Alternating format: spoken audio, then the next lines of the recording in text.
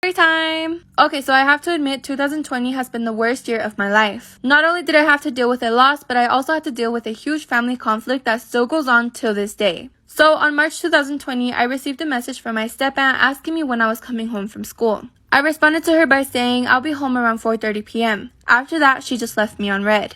I didn't think much of it since it was really common for her to do that to all of us. Later that day, I arrived to my bus stop and I immediately noticed that my mom was already waiting for me there, which was strange because she usually takes a really long time to pick me up, or she just often tells me to walk home. I obviously thought I was in trouble, and right there and then I started rethinking all of my life choices. During the whole ride back home, we were dead silent, and I swear to God I was so nervous, especially because my mom had this really mean look on her face. We arrived home, and as soon as I entered, I saw my uncle, which is my dad's brother, crying his eyes out in the living room, my grandma praying in the dining room, and my grandpa reading the Bible in the guest room. My dad, you may ask, was outside avoiding the tension. It was chaotic in there. I went to my room to get changed out of my uniform, and as soon as I was about to close my closet door, I hear yelling and screaming coming from the kitchen. I made sure my sister stayed in her room, and then after that I left running to check out what was going on. When I ran into the kitchen, I saw my mom all up in my uncle's face telling him to get out of our house.